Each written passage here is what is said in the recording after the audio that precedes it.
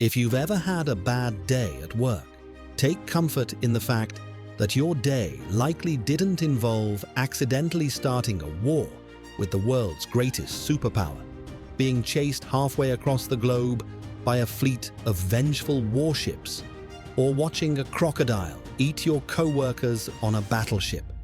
This is the story of the Second Pacific Squadron.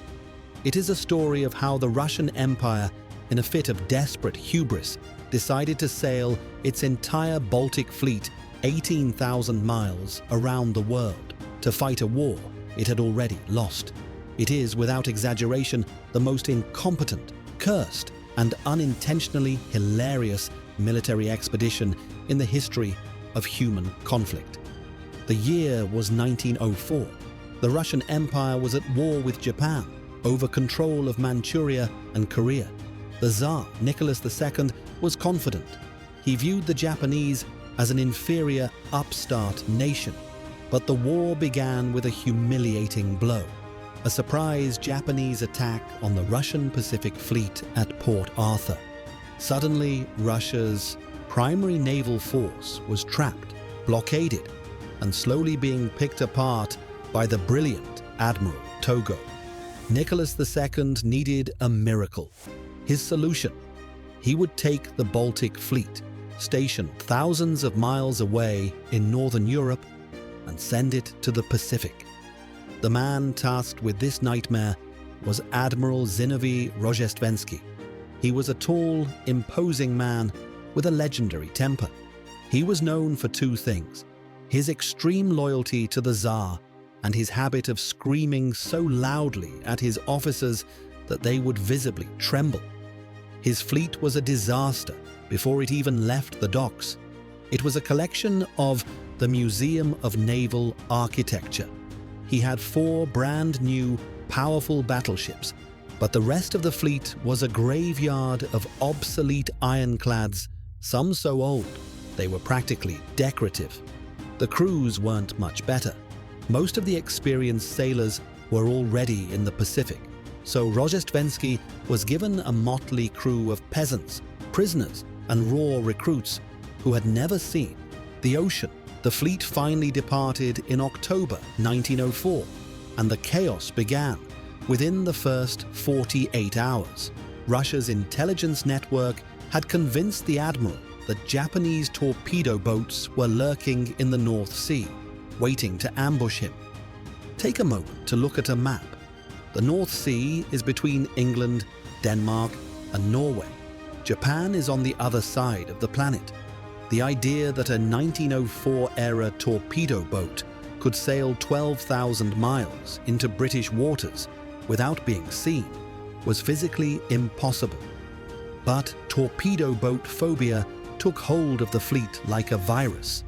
As they passed through the Danish Straits, a Russian supply ship reported that it had spotted suspicious vessels. The fleet went into a panic. They opened fire on a group of Danish fishermen and a Swedish merchant ship. No one was killed, but it was a sign of things to come.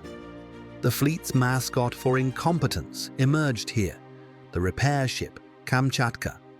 The Kamchatka was a vessel that seemed to exist solely to make Rozhestvensky's life a living hell. During the confusion in the Baltic, the Kamchatka signaled the admiral: "We are being attacked on all sides by torpedo boats." The fleet prepared for battle, only for the Kamchatka to admit it was actually just a few small fishing boats and a localized fog bank. But the true disaster struck at a place called Dogger Bank. In the middle of the night, in a thick fog, the Russian fleet spotted lights. The officers, convinced they were finally being ambushed by the Japanese, ordered the guns to fire. For 20 minutes, the pride of the Russian Navy unleashed a devastating barrage. They weren't hitting Japanese warships, they were hitting the Hull fishing fleet, a group of British civilian trawlers. The British fishermen, confused and terrified, tried to signal that they were friends. The Russians ignored them. In the crossfire, the Russian ships even began firing on each other. The Russian cruiser Aurora was hit by several shells from its own sister ships, nearly sinking it and killing a Russian priest on board. When the sun rose, the reality set in. They had killed 2 British fishermen, wounded 6 others, and sunk a trawler. They had also nearly sunk their own ships. The international outrage was seismic. Great Britain, which had a formal alliance with Japan, was ready for war. The British Mediterranean fleet was mobilized and ordered to follow the Russians. For the next several thousand miles, the Russian Second Pacific Squadron was shadowed by the world's most powerful navy, their guns trained on the Russian ships, waiting for them to make one more mistake so they could send them to the bottom of the ocean. Because of this diplomatic nightmare, the British banned the Russians from using any of their ports. This created the single greatest logistical challenge in naval history: coal. These massive, coal-hungry steamships needed thousands of tons of fuel to move. Since they couldn't dock at neutral ports, they had to coal at sea. This was backbreaking, soul-crushing labor. The Russians contracted with a German company to meet them at sea with colliers. In the sweltering heat of the tropics, sailors had to shovel coal from one ship to another for 10 to 12 hours a day. The coal dust was everywhere. It got into the food, the water, the beds, and the lungs of the men. To carry enough fuel to reach the next waypoint, the Admiral ordered coal to be piled everywhere. On the decks, in the hallways, even in the officers' dining rooms. The ships were essentially floating soot clouds. As the fleet moved down the coast of Africa, the psychological state of the crew began to fracture. The heat was unlike anything these northern Russian peasants had ever experienced. In the boiler rooms, temperatures reached 140 degrees Fahrenheit. Men began to suffer from heat stroke and hallucinations.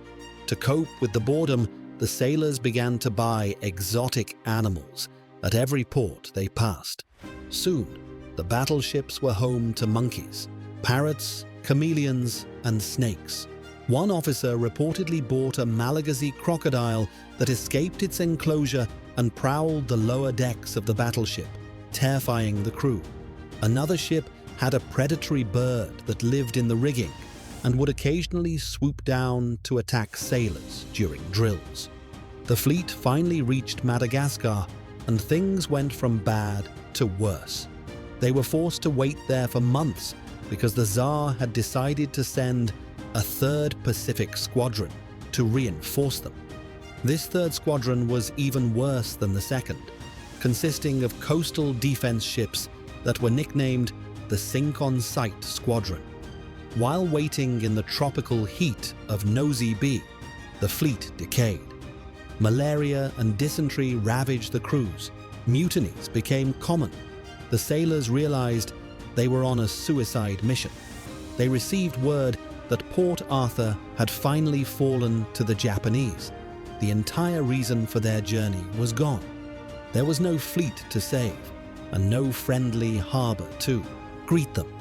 Rozhestvensky, now suffering from chronic migraines and a nervous breakdown, begged the Tsar to let them come home. The Tsar's response was a cold refusal. The fleet must proceed to Vladivostok and seek out the Japanese for a decisive battle. The Admiral, in his frustration, spent his days throwing his binoculars into the sea whenever he saw a mistake. He reportedly went through dozens of pairs of binoculars during the voyage. He also began a habit of referring to his own ships as the guard room or the lunatic asylum. On the way across the Indian Ocean, the Kamchatka struck again. The repair ship signaled that it was losing its place in the line. When the Admiral asked why, the Kamchatka responded that it was having a funeral for a sailor and had to stop. Later, during target practice, the Kamchatka accidentally fired a live shell into the Russian cruiser Aurora, which was already battered from the Dogger Bank incident. The fleet's luck was so bad that when they tried to test their wireless telegraphy, the signals were jammed by the sound of a French opera being broadcast from a nearby colony. By the time they reached the Sea of Japan in May 1905, the ships were in horrific condition. They hadn't been dry docked in 7 months. Thick layers of seaweed and barnacles had grown on the hulls, dragging through the water and slowing the fleet to a crawl. They were heavy with coal, low on morale, and led by a man who had essentially given up. Waiting for them in the Tsushima Strait was Admiral Togo. Togo's fleet was faster, his sailors were battle-hardened, and his ships were clean. More importantly, the Japanese had spent months practicing crossing the T, a tactical maneuver that would allow them to bring all their guns to bear on the Russian line, while the Russians could only fire back with their front guns. The Battle of Tsushima began on May 27, 1905. It wasn't a battle, it was a massacre. The Japanese moved with surgical precision. Within the first hour, the Russian flagship, the Suvorov, was a burning wreck. Rozhestvensky was severely wounded by a shell fragment that lodged in his skull. The Russian ships, laden with extra coal they had stored for the final leg, were top-heavy and unstable.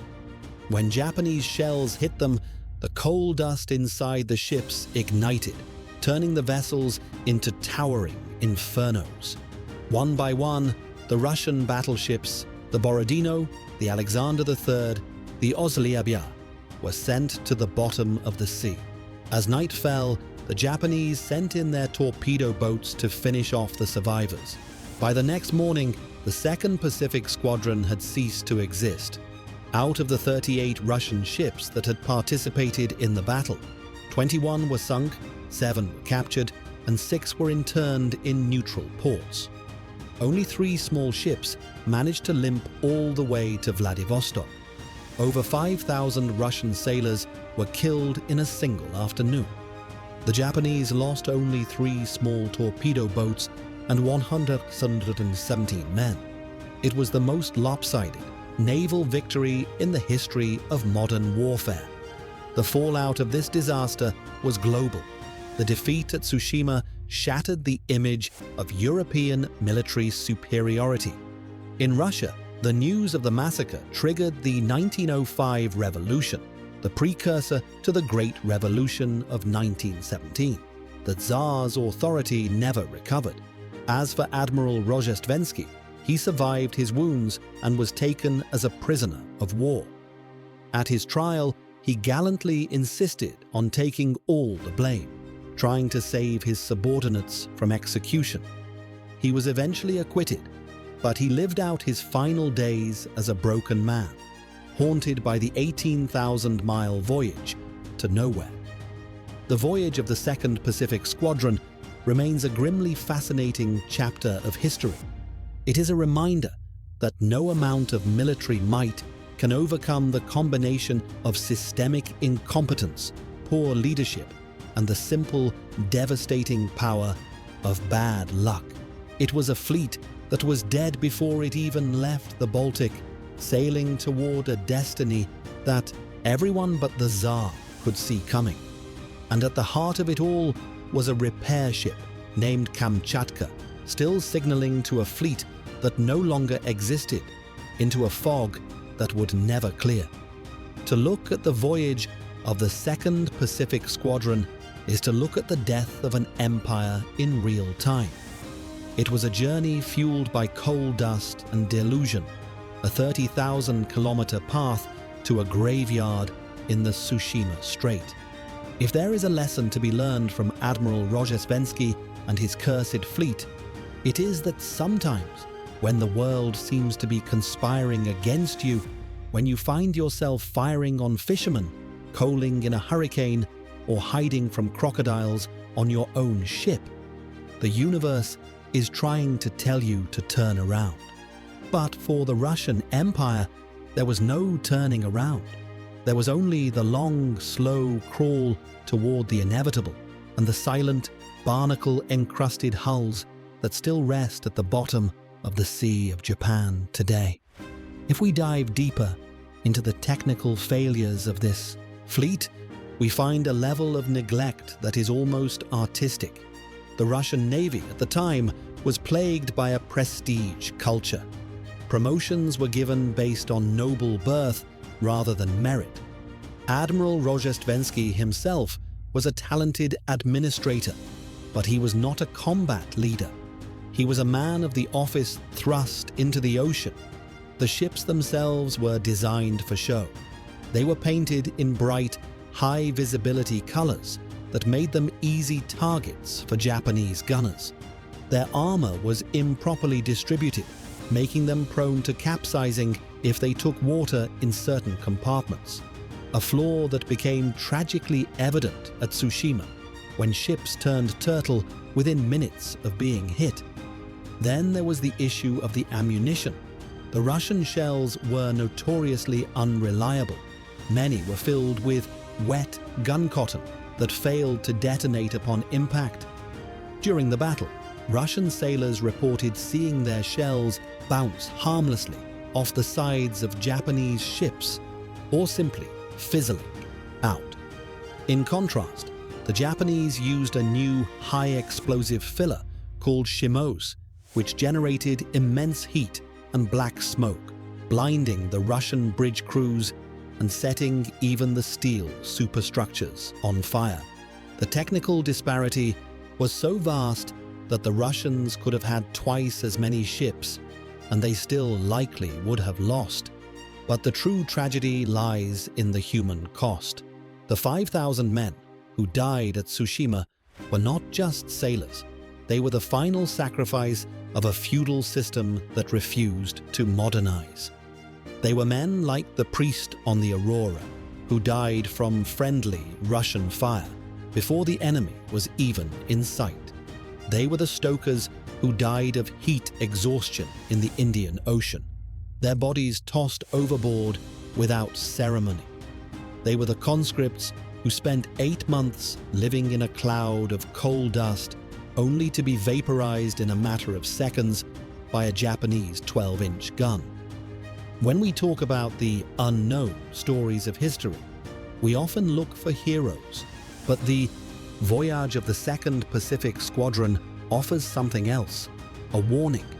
It is a warning about the dangers of echo chambers, where a Tsar can order an impossible task and no one has the courage to say no. It is a warning about the fragility of global logistics, and most of all, it is a reminder of the absurdity of war. The fact that a fleet could sail halfway around the planet, survive crocodiles, mutinies, and the British Royal Navy, only to be destroyed in a single afternoon, is a narrative arc that no novelist would dare to write. Today, the story of the Second Pacific Squadron is often reduced to a footnote or a punchline in naval history. We laugh at the Kamchatka and the binoculars and the torpedo boats of the North Sea. But we must also remember the silence of the sea after the guns stopped firing. We must remember the hundreds of miles of barnacles and the millions of shovels of coal. The voyage was a monument to human endurance, however misplaced. It was an 18,000-mile funeral procession for a dynasty, and as the last Russian ship slipped beneath the waves of the Pacific, it took with it the last remnants of the 19th century, leaving behind a world that was faster, deadlier, and far less forgiving of those who sail into the fog without a compass. As the sun set on May 27th, the Sea of Japan was littered with the debris of an empire: life vests, wooden planks, coal sacks, and the occasional exotic pet that had managed to escape the sinking steel. The Japanese ships, triumphant and nearly unscathed, moved among the wreckage, picking up survivors. Among them was the wounded Rozhestvensky, who was treated with great respect by his captors. Admiral Togo himself visited the Russian admiral in the hospital, a final act of samurai chivalry in an age of industrialized slaughter. Togo told his defeated rival, "Defeat is a common fortune of a soldier. There is nothing to be ashamed of." But while there may have been no shame in the defeat itself, the journey that led to it remains a testament to the madness of men who believe that geography and physics are secondary to the will of a king. The voyage of the Second Pacific Squadron did not just end a war, it changed the world. It signaled the rise of Japan as a global power.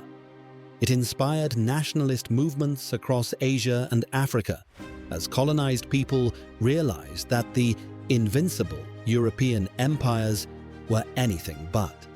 It terrified the British, who realized they needed faster, bigger ships, leading to the construction of the HMS Dreadnought and the subsequent naval arms race that would lead directly to World War I. Every major event of the 20th century can, in some small way, be traced back to the smoke and fire of Tsushima. And yet, in the popular imagination, this epic journey is forgotten. We remember the Titanic, we remember the Bismarck, we remember Pearl Harbor, but the 18,000-mile odyssey of the Baltic Fleet remains in the shadows.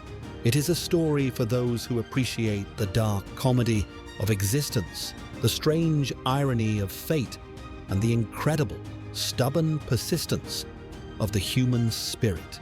Even when that spirit is being led by a man throwing his binoculars at a crocodile. So the next time you feel like the world is against you, or that your plans are falling apart, think of Admiral Rozhestvensky. Think of the stinking, soot-covered battleships of the Second Pacific Squadron. Think of the Kamchatka signaling through the mist, icy torpedo boats.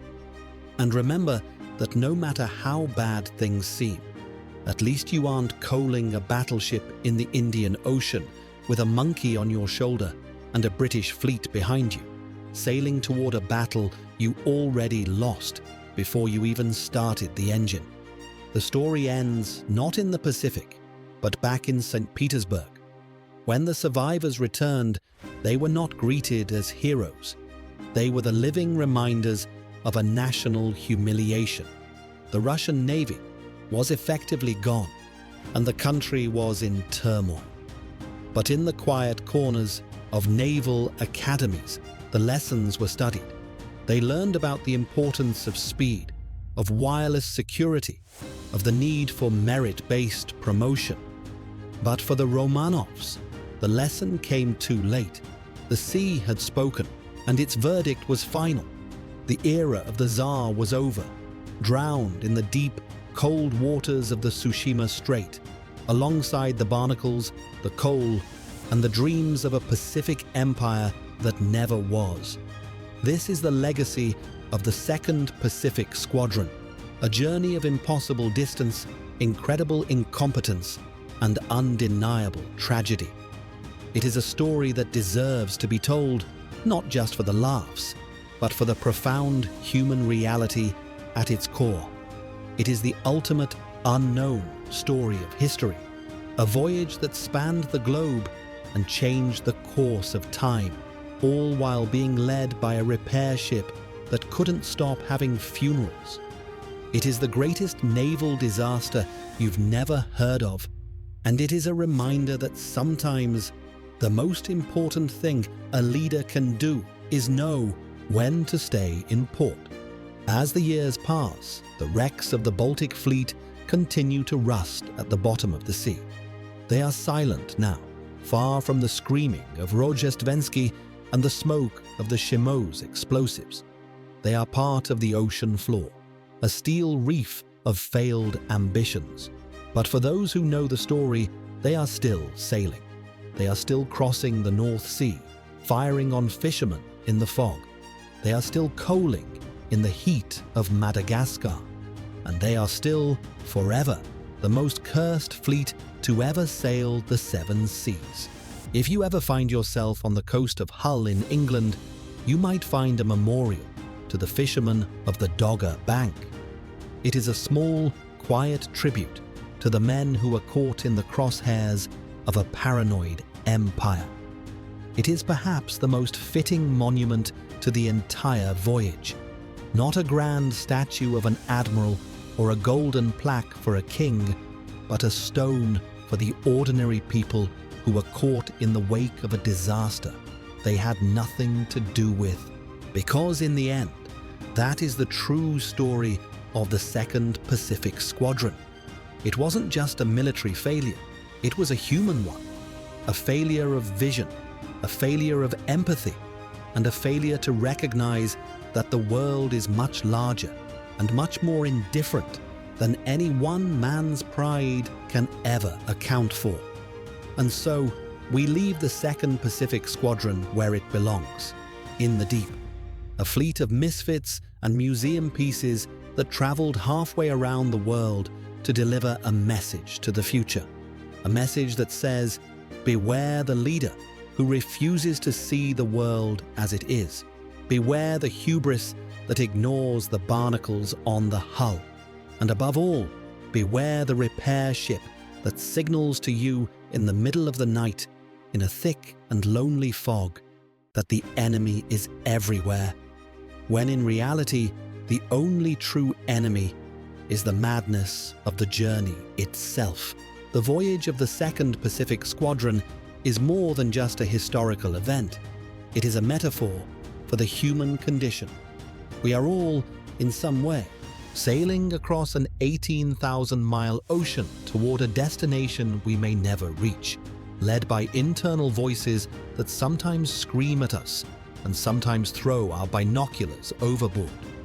We all have our own Kamchatkas, those parts of our lives that seem designed to sabotage our progress and fire shells at our allies. But unlike Rozhestvensky, we have the benefit of hindsight. We can look back at the soot-stained decks of the Baltic Fleet and choose a different path. We can choose to listen to the fishermen instead of firing on them. We can choose to dry dock our souls before the barnacles weigh us down. And we can choose to recognize that sometimes the decisive battle isn't the one we fight against an enemy on the horizon, but the one we fight against the incompetence and paranoia within our own ranks. In the end, the sea remains. It swallowed the Second Pacific Squadron, and it will eventually swallow all our pride and our machines. But the story survives. It survives in the archives, in the diaries of the sailors, and in the deep dive videos of the future. It survives because it is too strange to be forgotten and too human to be ignored. It is the story of the longest, most disastrous, most incredible road trip in history. And as long as there are people to tell it, the Second Pacific Squadron will never truly be lost. It will continue to sail, forever cursed and forever fascinating, through the vast and misty ocean of our collective memory.